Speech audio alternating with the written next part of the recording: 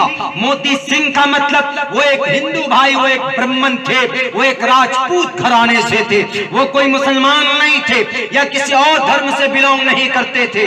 लेकिन जब उन्होंने बाद में जब उन्होंने इस्लाम कबूल किया तो उनका नाम पड़ा अब्दुल वासे खान। बताओ, मोती सिंह एक महाराजा थे, किसने महाराजा को मजबूर किया था?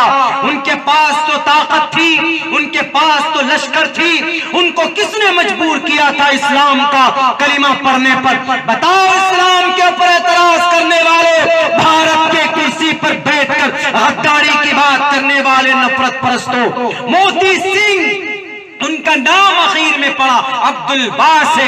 इनकी इतिहास को मैं आपके सामने रखूंगा इन दिन आखिर के अंदर। ये बात बिल्कुल क्लियर हो जाएगी कि इस्लाम का प्रचार तलवारों से नहीं होता, बल्कि इस्लाम तो अपनी अच्छाई की वजह से रास्ता बना लेता है। पूछो जाकर चीन के बादशाह से, जियांग हुई शहर के अंदर 36 हिजरी के अंदर वहां के बादशाह ने इस्लाम को कबूल किया। पूछो जाकर साद लबीद रज़ी अल्लाह तआला अन्हु से कि उस जियांग हुई के बादशाह ने इस्लाम को क्यों कबूल किया। भारत की इसी धरती पर मालाबार लकादीप के इलाके में एक राजा गुजरा है जिनका नाम हर्षवर्धन है। उनका नाम अमानुल्लाह खान रखा गया था। हर्षवर्धन अमानुल्लाह खान में कैसे तब्दील हुआ? क्या वो गरीब था? क्या वो कमजोर था? नहीं। भारत को बांटने वालों, इस्लाम के ताल्लुक से, मुसलमानों के ताल्लुक से गलतफहमी पैदा करने वालों, अगर तुम्हारे माँ ने दूध पिलाया है, अगर तुम्हारे पास सही नॉलेज और जानकारी है, तो आओ मैदान में हम बताते हैं कि इस्लाम को अमन और शांति के साथ फैलाया गया है। इस्लाम का मतलब वफादारी होती, इस्लाम का मतलब गद्दारी नहीं होती। इस्लाम का मतलब अल्लाह का वफादार और अपने मुल्क का वफादार, अपने गांव का वफादार, अपने माँ बाप का वफादार। माँ बाप के लिए कहा गया एक मुसलमान से, वला तकुल लहुमा, अपने माँ बाप को तकलीफ मत दो, अपने माँ बाप की नाफरमानी ना करो। जिस शरीयत में माँ बाप की नाफरमानी की बात कही गई हो कि नाफरमानी मत करो, तो ऑलरेडी उस मजहब के अंदर देश से नाफरमानी की बातें कैसे कही जा सकती? एक सिर्फ डेमो है, ये एक एग्जाम्पल मैं दे रहा हूं। ऐसे बड़े बड़े बादशाह हैं जिन्होंने इस्लाम की अच्छाई को देखकर उसको कबूल किया, लेकिन रास्ता बनाते, बहाना बनाते हैं। क्या यहां तो इस मस्जिद में तो इमाम साहब हैं, इनके पास क्लासिंग तोप होगा, इनके पास AK-47 होगी, ले लो तलाशी मस्जिद के मिंबर की, मस्जिद के मेहराब की। ज्यादा से ज्यादा कुछ मिलेगा तो वासा मिल जाएगा आपको, ज्यादा से ज्यादा कुछ मिलेगा तो कुरान करीम का नुस्खा पड़ा हुआ मिल जाएगा। और तुम्हें कुरान से एतराज है, कुछ लोग तो बोल रहे हैं कि कुरान को बंद करो। हम तो कह रहे हैं कि भाई कुरान को क्यों बंद करें, वो मदरसे में कुरान की तालीम को बंद करो। आपके पड़ोस के सूबा आसाम के अंदर वहां के एक मिनिस्टर ने कहा कि कुरान की तालीम बंद होना चाहिए मदरसों। हमने कहा कि भाई क्यों कुरान की तालीम बंद होना चाहिए? वहां के कुछ आलिमों ने कहा क्यों बंद होना चाहिए? उन्होंने कहा कि इस कुरान करीम से बहुत ज्यादा उग्र फैलता, बहुत ज्यादा नफरत फैलती इस कुरान से। तो वहां के एक आलिम दीन ने कहा कि कुरान में उग्र नहीं है। उन्होंने कहा कि कौन सी किताब पढ़ते? उन्होंने कहा कि श्रीमद् भगवत गीता पढ़ते। हमारे हिंदू भाई बहुत प्यारे होते, बहुत अच्छे होते, लेकिन इनमें कुछ लीडर ऐसे होते हैं, कुछ तंजीमें ऐसी बन गई है जिनको कुर्सी पर बैठे रहने का हमेशा से शौक, आदत लग गई, बीमारी लग गई। अब वो कुर्सी छोड़ना नहीं चाहते। अब वो कुर्सी पर बैठे रहने के लिए जो बहुत बड़ा तबका हिंदू भाइयों का है, उनको खुश करने के लिए क्या बोलते हैं कि देखो हिंदू भाइयों, मैंने मदरसे बंद करवा दिए। अब जो हमारे नाखानदा हिंदू भाई हैं, तब वो खुश हो जाते हैं, हाँ मदरसा बंद हो गया। नहीं होना चाहिए आपको खुश, बल्कि आपको वो बेवकूफ बना रहा है। वो आपको खुश करके अपनी गद्दी बचाना चाहता है, वो देश का भला नहीं करना चाहता। तो मौलाना साहब ने कहा कि कुरान क्यों बंद करना चाहते? उन्होंने कहा कि इससे नफरत फैलती। उन्होंने कहा कि आप कौन सी किताब पढ़ते हैं? उन्होंने कहा कि आई बिलीव इन, आई आस्था, मेरा आस्था, मेरा यकीन, मेरा विश्वास श्रीमद् भगवद गीता पे है, महाभारत पे है, रामायण पे है, ऋग्वेद पे है, यजुर्वेद पे है, सामवेद पे है, अथर्ववेद पे है, उपनिषद पे है, भविष्य पुराण में है, भागवत पुराण में है और गुरु पुराण में है, मत्स्य पुराण में है, शिव पुराण में। उन्होंने कहा कि अच्छा जानते हो, do you know something about your religion and about the human being, about मानव जाति, जानते हो? उन्होंने कहा कि हाँ जानते। कहा कि हम कुरान पढ़ते। कुरान करीम के अंदर कहा गया कि मरने के बाद तुम्हें जिंदा किया जाएगा, युनहा पिता जनिता। कुरान करीम के अंदर कहा गया मिन्हा खलकनाकुम व फीहा नुईदुकुम व मिन्हा नुखरिजुकुम तारतन उखरा। कुरान में कहा गया या अय्युहन्नासुत्तकू रब्बकुम इन्न ज़लज़लतस्साअति शैउन अज़ीम। इसका मतलब यह है कि कयामत आएगी। तो कुरान में ये आयत है। सेम यही आयत तो गुरु पुराण में भी है। ओम पूर्णमिदः पूर्णमिदं पूर्णात् पूर्णमुदच्यते पूर्णस्य पूर्णमादाय पूर्णमेवावशिष्यते। ओम शांति ओम शांति ओम शांति। ये कहा गया किसमें? गुरु पुराण में कहा गया। अब बताओ, कुरान की आयत मैंने पढ़ी तो तुम ये बोलते हो कि कुरान से नफरत फैलती। तो सेम वही मैसेज, वही बातें आपकी गुरु पुराण में कही गई। और आगे चलो, हमारे कुरान में अल्लाह के बारे में लिखा है इंदरम मित्रम। हमारे कुरान में लिखा है वलिल्लाहिल अस्माउल हुस्ना फदऊहु बिहा कुल उदुल्लाह अबिदुर रहमान अय्यम्मा तदऊ फलहुल अस्माउल हुस्ना। अल्लाह के बहुत सारे नाम हैं। रहमान कहो कि रहीम कहो, गफ्फार कहो कि कहार कहो कि जब्बार कहो। ये अल्लाह के कुरान करीम के अंदर अल्लाह की सिफत बयान की गई। सेम यही मैसेज आपके मंत्र श्लोक में लिखे गए हैं, जिसमें कहा गया इंदरम मित्रम वरुण मग्निमाही रथो देवस्य ससुपर्णो गरुत्मानम एकम सद्विप्रा बुधा वदंती। अगर कुरान की आयत वलिल्लाहिल अस्माउल हुस्ना पढ़ने से पेट में दर्द होता है तो इंदरम मित्रम वरुण मग्निमाही पढ़ने से भी आपके पेट में दर्द होना चाहिए। तो फिर उनको कहा कि चलो हम कुरान पढ़ते हैं। हमारे कुरान करीम के अंदर लिखा हुआ है, साफ लफ्जों में लिखा हुआ है शहर रमजान अल्लज़ी उन्ज़िल फ़ीहिल कुरान हुदल लिन्नास। ये कुरान इंसानों की हिदायत के लिए। और इस कुरान करीम के अंदर जो भी आदमी गौर करेगा, फिक्र करेगा तो अल्लाह तबारक व तआला उसके रास्ते को खोल देगा, हिदायत के रास्ते को खोल देगा। तुम अपने ग्रंथों में उठा लो, तुम्हारे ग्रंथ में ये बात कही गई अहिंसा सत्यम करोदस्तयागा शांति रपैश्विनम दया बुलेश्वलुलूप तवम हीर चापलाम। अगर कुरान करीम की आयत शहर रमजान अल्लज़ी उन्ज़िल फ़ीहिल कुरान गलत है तो फिर ये मंत्र भी गलत होना चाहिए। ये बात वहां के आलिम दीन ने कही कि अब बताओ किसको कहोगे गलत? अगर कुरान करीम की आयत पढ़ना पढ़ाना गलत है तो वही मैसेज तो तुम्हारी धार्मिक ग्रंथों के अंदर मौजूद है। उनके मुंह बंद हो गए, इसलिए उनके सामने बरजस्ता कहा कि तुम अपने दिल से नफरत को निकालो, तुम अपने दिल से असबियत को निकालो। तुम्हारी सिर्फ ये अमानतदारी की बात नहीं है, हम तो ये कहते हैं कि हम अपने मदरसों में कुरान की तालीम देते हैं। अगर तुम्हें भी वाक़अतन अपने ग्रंथों से प्यार है तो अपने ग्रंथों के तालीम के लिए पाठशाले खोलो। लेकिन ये मदारिस क्यों बंद करने की बात करते हो? मेरे भाई, आसाम में 620 मदरसों को स्कूल में तब्दील करने की या उनके ऊपर ताला लगाने की कोशिश की जा रही। क्या इससे देश की तरक्की होगी? नहीं होगी। याद करो उस वक्त को मिनिस्टर साहब, जिस वक्त इस देश में अंग्रेज का कब्जा हुआ था, जब इस देश में अंग्रेज जालिम का जुल्म बढ़ गया था तो सबसे पहले तलवार लेकर कौन निकला था? आपकी इसी मुर्शिदाबाद की पलासी के इलाके से सबसे पहला मुजाहिद जिनका नाम नवाब सिराजुद्दौला है। 1755 के अंदर ये नवाब सिराजुद्दौला सबसे पहली जंग बाकायदा तौर पर अंग्रेज से लड़ता है। नवाब सिराजुद्दौला कहां से निकले थे?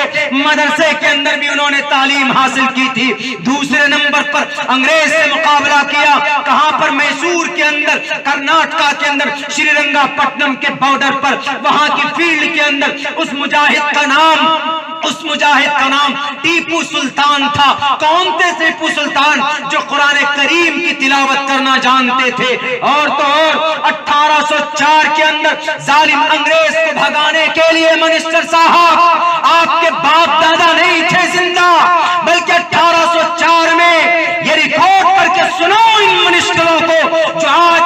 पर बैठकर लोगों को लड़ाते, हिंदू मुसलमानों को लड़ाते।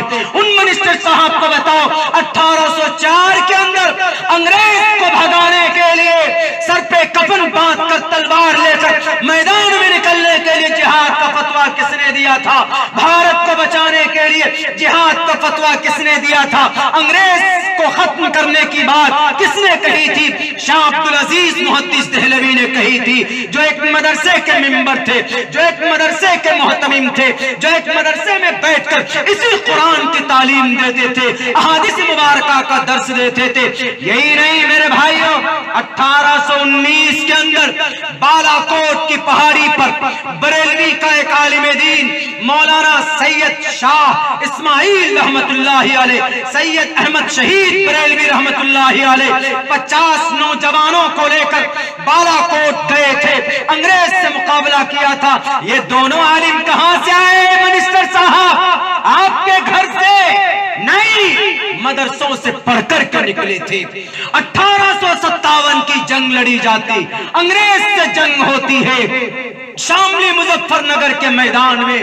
मौलाना के कनपट्टी पर गोली लगी थी, मौलाना फिर खड़े हो गए मुकाबले के लिए। किससे लड़ रहे थे? अंग्रेज से लड़ रहे थे। आप कहां सो रहे थे? एयर कंडीशन रूम में आप सो रहे होंगे। अंग्रेज से मुकाबला कौन कर रहा था? यही टोपी और दाढ़ी वाला लड़ रहा था। हमारे भारत के हिंदू भाई भी शामिल थे उसमें। भगत सिंह को फांसी के फंदे पर लटका दिया जाता, मंगल पांडे को जेल के अंदर भेज दिया जाता, वहीं पर मौलाना, वहीं पर अशफाकुल्लाह खान के जिस्म के 2 टुकड़े कर दिए जाते, वहीं पर ब्रिगेडियर अब्दुल हमीद पाकिस्तान के टैंकों को खाड़ कर फेंक देता। कौन थे ये लोग? मदरसे से पढ़कर निकले थे। अगर मदरसा नहीं होता तो ये देश इतने आसानी से आजाद नहीं होता। 70,000 उलमाए किराम को फांसी के फंदे पर लटकाया गया था, तब जाकर ये देश आजाद हुआ था। आज बात करते हो कि मदरसा बंद कर दो, बात करते हैं कि मस्जिद में ताले लगा दें। अच्छा, एक चीज, मस्जिद में क्यों ताले लगा? मस्जिद तो इबादत की जगह है।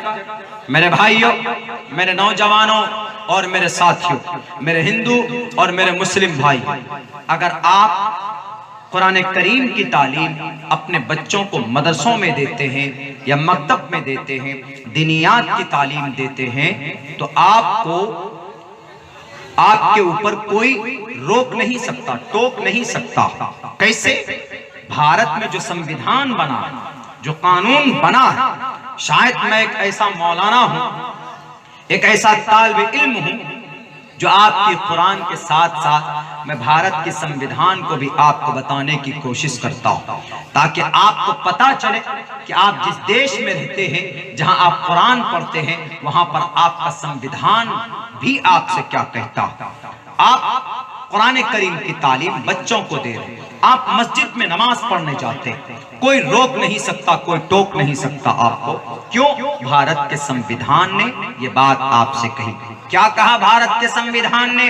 जहन में नोट कीजिएगा, जहन में याद कीजिएगा, बड़ा लंबा सेंटेंस नहीं है। अगर कोई मिनिस्टर या कोई वर्दी वाला या किसी पार्टी का कोई एमएलए एमपी आपको डराए या धमकाए, या कोई चेयरमैन या कोई मुखिया या कोई प्रधान आपको डराए, आपको कहे कि मदरसे में ताले लगाओ, मस्जिद में ताले लगाओ, तो आप उनको कहना क्यों? भारत के संविधान ने हमें इजाजत दी। हिंदू भाई को रामायण पढ़ने की इजाजत है, मुसलमान को कुरान पढ़ने की इजाजत है, सिखों को उनकी दसातीर आवास्था पढ़ने की इजाजत है, उनके मूल मंत्र पढ़ने की इजाजत है। मुसलमान अगर ला इलाहा इल्लल्लाह पढ़ सकता है तो हिंदू भाई एकम्म ब्रह्मा द्वितीय नास्ते नेहना नास्ते किंचन अगर पढ़ सकते हैं तो सिख भी पढ़ सकता है। एक ओंकारा सत्ताम करता विरुद्ध नरबू निर्वीर। मीनिंग तीनों का एक ही है। जो ला इलाहा इल्लल्लाह का मतलब है वही एकम्म ब्रह्मा का मतलब है, वही एक ओंकारा सत्ताम का मतलब है, वही there is no God but one God and Mohammed is the last messenger of one God का मतलब है। तो क्या कहता है संविधान? संविधान ये कहता है कि right of minorities to establish and administer educational institutions. इसका मतलब यह होता है कि all minorities whether based on religion and language. मैं भारत का संविधान पढ़ रहा हूं, भारत में जो कानून है मैं वो पढ़कर आपको सुना रहा। क्या लिखा? All minorities. आप माइनॉरिटीज में है। हिंदुस्तान का, भारत की सरकार का होम मिनिस्टर तय करता है कि माइनॉरिटी कौन। माइनॉरिटी का मतलब जो कम है, दबे कुचले लोग हैं, उनको माइनॉरिटी बोला जाता है। जैसे मुस्लिम का नाम माइनॉरिटी में आता है, दलित का नाम माइनॉरिटी में आता, आदिवासी का नाम माइनॉरिटी में आता, माइनॉरिटीज में। तो लिखा ऑल माइनॉरिटीज, सारे माइनॉरिटी के लोग, माइनॉरिटीज के लोग, अकलियत के लोग। आप अकलियत में से। All minorities whether based on language and religion. अगर माइनॉरिटीज में से कोई भी अपनी जुबान और अपनी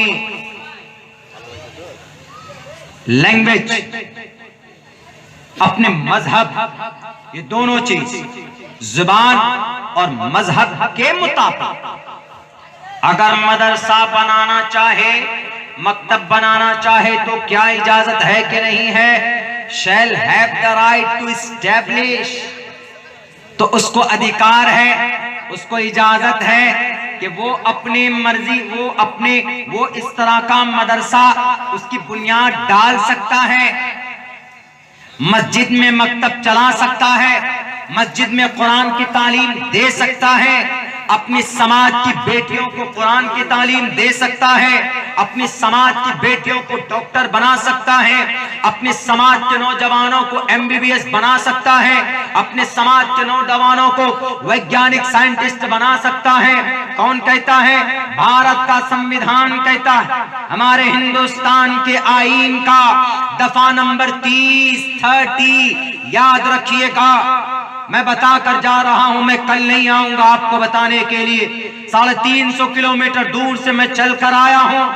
अगर मेरी जुबान से कोई बात अच्छी हो तो उसको याद कर लीजिए। कुरान की कोई बात अगर मैं आपसे कहूं तो आप मुझे मत देखिएगा कि अब्दुल्ला सालिम 32 साल का ये लड़का, मैं इसकी बात क्यों मानूंगा। जुबान मेरी जरूर है, लेकिन मेरी जुबान पर अल्लाह का कलाम है, मेरी जुबान पर हदीस रसूल का मफहूम है, मेरी जुबान पर भारत का संविधान है। उसको मानिएगा तो इंशाअल्लाह इंक़िलाब पैदा होगा इस देश में। इंशाअल्लाह आपके तरफ कोई निगाह उठाकर नहीं देखेगा, आपकी मस्जिद और मकतब के तरफ कोई किसी की शक की निगाह नहीं उठेगी। अगर आपने अपने मजहब को भी और संविधान को भी, दोनों को साथ लेकर चलने की कोशिश की तो आज हमारी मस्जिदें तोड़ी जाती है, हम आवाज नहीं बुलंद कर सकते। आज हमें भगाने के लिए CAA बनाया जाता है तो हम लोग कोई बहुत ज्यादा हरकत नहीं करते हैं। आज अगर समाज में कहीं पर कोई बदनज़मी होती है, कहीं पर कोई बुराई होती है तो हम डर जाते हैं कि नहीं वो MLA साहब है, नहीं वो MP साहब है, नहीं वो फला साहब हमको जेल में डाल देंगे। मेरे भाई, वो सही हक को लेकर खड़े होइएगा तो इंशाअल्लाह मुझे यकीन है कि आपको वक्ती तौर पर दिक्कत जरूर आएगी। जैसे कि मोहम्मद रसूलुल्लाह को परेशानियों का सामना करना पड़ा था, लेकिन अगले 13 बरस के बाद अल्लाह तबारक व तआला ने रास्ता खोल दिया था। उसके बाद ऐसी ताकत कायम हुई थी, ऐसे लोग जुड़ गए थे जो अपनी जानों की नजराना कुर्बान करने के लिए जान तैयार होते थे मोहम्मद रसूलुल्लाह की शरीयत पर, दीन पर। इसलिए आप अपने मजहब को, आप अपने संविधान को, दोनों को लेकर अगर आप चलेंगे तो अल्लाह के तरफ से भी मदद होगी। और जब संविधान को लेकर चलेंगे तो आपको फिर कोई मुजरिम नहीं बना सकता। तो आपका संविधान आपसे क्या कहता? आपका संविधान आपसे कहता है कि shall have the right to establish and administer. आप बुनियाद डाल सकते हैं, आप कमेटी टू एडमिनिस्टर, आप उसको कमेटी के अंदर ला सकते हैं। एजुकेशनल इंस्टीट्यूशंस, तालीमी इदारे को आप बना सकते हैं। आगे कितना अच्छा जुमला बताया, ऑन देयर चॉइस, आप अपनी मर्जी से। ऐसा नहीं कि हाँ मंत्री जी सेट करेंगे तभी कुछ होगा, मंत्री जी बेवकूफ बनाएंगे, मंत्री जी हमें सिखाएंगे तभी हम तालीमी इदारे चलाएंगे या बंद करेंगे। नहीं, हम खुद मेहनत करते हैं, कमाते हैं, हम अपना पेट काट कर अपने इदारों को चलाएंगे, हम अपना पेट काट कर अपने मदरसों को चलाएंगे, अपने इमाम साहब को हम तनख्वाहें देंगे। हमें आपसे भीख लेने की, हमें तुम्हारी भीख लेने की हम मना करते, तुम्हारी भीख की हमको जरूरत नहीं। मेरे भाइयों, ये भारत का संविधान कहता, हमने वहां के लोगों को कहा कि आपने आवाज क्यों नहीं बुलंद की, तो पता है उनका क्या जवाब था कि मौलाना हम लोग आवाज बुलंद करते हैं लेकिन कोई सुनवाई नहीं होती। हमने कहा कि जिसको वोट डालते हैं उसको कहिए। बोला कि वो क्या बोलता कि अभी इस मर्तबा इलेक्शन आने वाला है, हमको वोट देकर जिताओ, हम जाकर सदन में आवाज बुलंद करेंगे, हम फिर तुम्हारे मदरसों को बहाल कर देंगे। हमने कहा कि इससे बड़ी गद्दारी कुछ नहीं हो सकती, ये आपको बेवकूफ बना रहा। आप खुद आवाज बुलंद कीजिए, कर सकते, संविधान ने आपको इजाजत दी। ये कब करेंगे? जब अंदर से we are strong, that time we can do, तब हम कर सकते। We stand against the default of our government. हम अपनी सरकार की नीति अगर हमारे संविधान के खिलाफ हो तो हम खड़ा हो सकते हैं। मेरे भाइयों, ये चीज आपको विरासत में मिली है। हजरत उमर फारूक सहाबाए किराम की जिंदगी मिसाल है हमारे लिए। अगर कोई चूक हो जाती थी तो सहाबी खड़े होकर कहते थे कि उमर फारूक आप अमीरुल मोमिनीन जरूर हैं, लेकिन अगर आपने गलती की, कोई चूक की, आपने मोहम्मद रसूलुल्लाह के शरीयत और उनके तरीके के खिलाफ, जो मोहम्मद के जमाने में नहीं था, मोहम्मद रसूलुल्लाह का मंशा नहीं था, मोहम्मद रसूलुल्लाह की जिंदगी के अंदर ये चीज नहीं पाई गई, अगर आपने शरीयत के कुरान के खिलाफ अगर कोई काम किया, मैं छोटा हूं आपसे, कमजोर हूं आपसे, मेरे पास प्रचंड बहुमत नहीं है, मेरे पास 300 एमपीज नहीं है, मेरे पास एमएलए नहीं है, उसके बावजूद भी मैं भले ही एक मेंबर हूं, मैं एक काउंसलर हूं, मैं एक वार्ड मेंबर हूं, लेकिन मेरी जुबान में अल्लाह ने ताकत दी है। मैं उमर फारूक आपको मैं सीधा कर दूंगा, मैं कहूंगा कि your decision is a very wrong, आपका फैसला गलत है, आपको मानना होगा। ये चीज इस्लाम के अंदर, इस्लाम के नेचर में है। डरने से कुछ नहीं होगा। जहां ईमान है वहां डर नहीं होना चाहिए, और जहां डर होता है, वो एक बहुत बड़ा फिल्म प्रोड्यूसर है, उसने बोला है, बहुत अच्छी बात बोला है कि जो मुसलमान होगा वो डरपोक नहीं होगा, जो डरपोक होगा वो मुसलमान नहीं हो सकता। हम सिर्फ डरते हैं तो अल्लाह से डरते हैं, किसी जालिम फिरका परस्त तंजीम से नहीं डरते। इस देश में कुछ तंजीमें बनी हैं जिनका मिशन और मकसद ही है कि इन लोगों को डराना, इन टोपी और दाढ़ी वालों को डराना, अल्लाह वालों को डराना, मस्जिद वालों को डराना। मध्य प्रदेश में मस्जिद तोड़ी गई, क्यों? हम तो नमाज पढ़ने जाते नहीं, हमारी मस्जिद तोड़ी जा रही, शहीद की जा रही। बाबरी मस्जिद शहीद की गई, क्यों?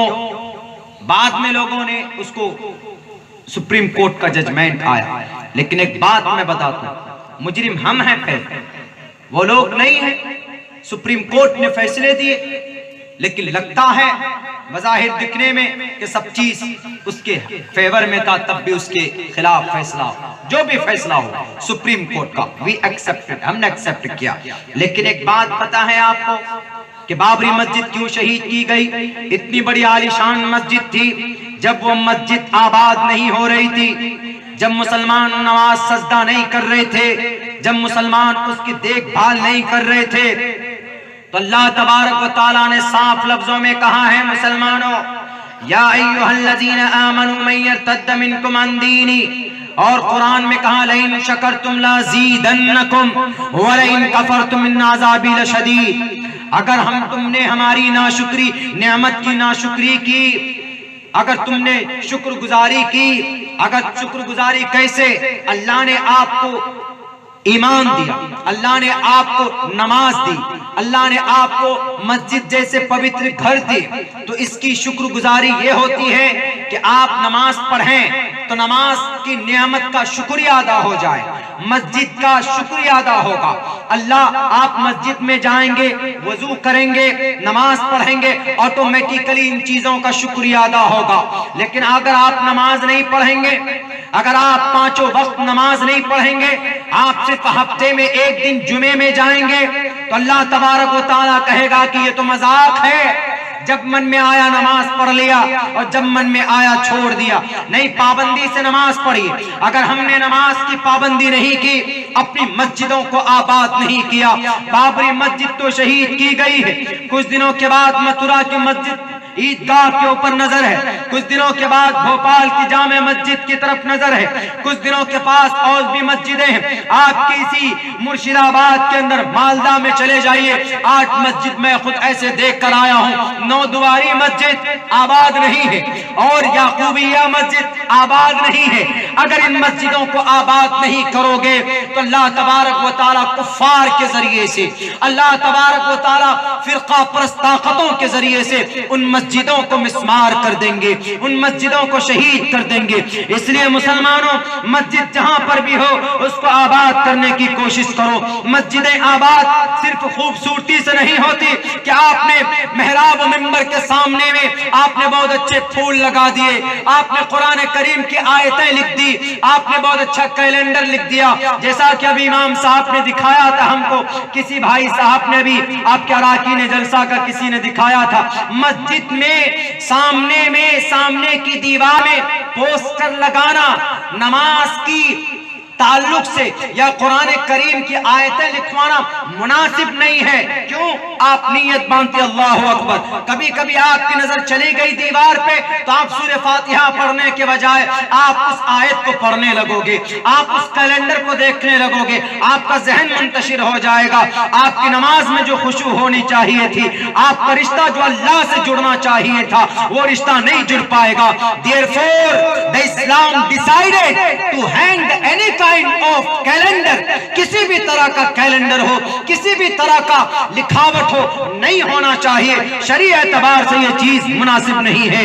मैं कह रहा था कि मुसलमानों, मस्जिदों को आबाद करो। इंशाअल्लाह ये बजरंग दल वाले, ये आरएसएस वाले जो इस देश के संविधान को मिटाना चाहते, जो आपकी मस्जिद के मीनारे को तोड़ना चाहते, भोपाल के अंदर 5 मस्जिद के मीनारे तोड़े गए। किसी ने पूछा कि क्यों तोड़ा? उन्होंने कहा कि अजान की आवाज दी जाती। तो किसी कहने वाले ने कहा कि मूर्ख, तू पागल है, अजान देना पाप नहीं है। अजान देना पाप होता तो अंतिम महर्षि अजान ऊंची आवाज में ना बुलाते। अंतिम महर्षि ने तो ऊंची आवाज में बुलाया और कहा, उच्चलापि भविष्यति, भविष्य में, फ्यूचर में, मुस्तकबिल में अंतिम महर्षि आएंगे, ऊंची आवाज में लोगों को बुलाएंगे। और ऊंची आवाज में लोगों को बुलाकर क्या करेंगे? ऊंची आवाज, उच्चलापि भविष्यति जनोमम विना कोलम च पश्वस्ते शाम भक्षयामतामम मुसलनेव संस्कारा कोशैरि भविष्यति तस्मान् मुसलमन्तो हि जातु धर्म दूषकः इति पश्चात् धर्मुच्च भविष्यति मया कुर्ता तस्मिन् तरे मलेच आचार्यन समन्विता महामदैक्यात् शिष्योशाक समन्वितः अहमिद्दि पृष्ठति मेगामर्तस्य जगरम्ब अहम सूर्यैवा जानी। ऊंची आवाज में बुलाएंगे, अमन और शांति का पैगाम देंगे और लोगों से कहेंगे कि 100 अष्ट अंग करो, 8 अंग से प्रे करो ईश्वर की। यही चीज श्री रामचंद्र जी ने हनुमान को बताया है और कहा है, प्रथमादार का सीधे खड़े हो जाओ, दियो दिदियन मुझियते झुक जाओ, यानी रुकू करो, तृतीयानन को डलाकार, तीसरे नंबर पर कुंडली मारकर बैठ जाओ, यानी दरूद शरीफ अत्तहियात पढ़ो, चतुर्थ देव चंद्र का अकलमंद आदमी की तरह शांति की तरह बैठ जाओ, पंचम बिंदु संयुक्ता आखिर के अंदर अमन और शांति की दुआ करो, यानी अस्सलाम वालेकुम रहमतुल्लाह। बताओ इन लोगों को जिन्हें एतराज है मस्जिद के मीनारों पर, जिन्हें एतराज है अजान पर, जिन्हें एतराज है कुरान पर, जिन्हें एतराज है हमारी अजान की आवाज में, बताओ इन्हें कि भविष्य में आने वाले अंतिम महर्षि भी ऊंची आवाज में बुलाएंगे। अगर अजान से आपको एतराज है तो भविष्य में जो अंतिम महर्षि आएंगे, गोया कि आ चुके, उनकी भी ऊंची आवाज से आपको परेशानी होनी चाहिए। निकाल दो इस मंत्र को। आरएसएस और बजरंग दल के मेरे भाइयों, वीएचपी के लोगों, क्या मिला आपको नौजवानों की हत्या करके? क्या मिला आपको मोहम्मद नजीब को मारकर? क्या मिला आपको रोहित वेमुला की हत्या करके? क्या मिला आपको इस देश की साइंस के अंदर इजाफा कर दिया? और एतराज डायरेक्ट किस पे? कुरान पे। एतराज किस पे? नौजवानों पे। मेरे भाइयों, बहुत सारे ऐसे सैकड़ों वाकयात हैं जिसको अगर बयान किया जाए जवाब नहीं दे सकते कोई। आखिर में मैं बताऊंगा भी, ये एतराज है कुरान पर भी और हमारे मसाजिद और मदारिस पर। मैं इसलिए जवाब दे रहा क्योंकि आपके बंगाल में एक बहुत बड़ा फैसला होने वाला है 2-2.5-3 महीने के बाद, और इस फैसले में बहुत से लोग कहेंगे आकर हिंदू भाइयों को खुश करने के लिए, हिंदू भाइयों में जिनका जहन ऐसा है कि हिंदू को अलग करो, मुस्लिम को अलग करो। नहीं, कॉन्स्टिट्यूशन के खिलाफ, जमहूरियत के खिलाफ। मुसलमान है, हिंदू को वोट डाल सकता, हिंदू कैंडिडेट है, हिंदू भाई मुसलमान कैंडिडेट को वोट डाल सकता है कानूनी एतबार से। नहीं, कुछ लोग आएंगे और कहेंगे मुसलमानों को एनआरसी और CAA, अब मुसलमानों को भगाना है। अभी कुछ दिनों पहले एक मंत्री मैडम आई थी, उन्होंने कहा कि भगवान श्री रामचंद्र जी मर्यादा पुरुषोत्तम की मंदिर तामीर हो रही है। बहुत अच्छी बात है, आप मंदिर तामीर ही ना करें, बल्कि हम तो ये कह रहे हैं कि भाई आप उसके श्री रामचंद्र जी की जिंदगी अपने अंदर डालो।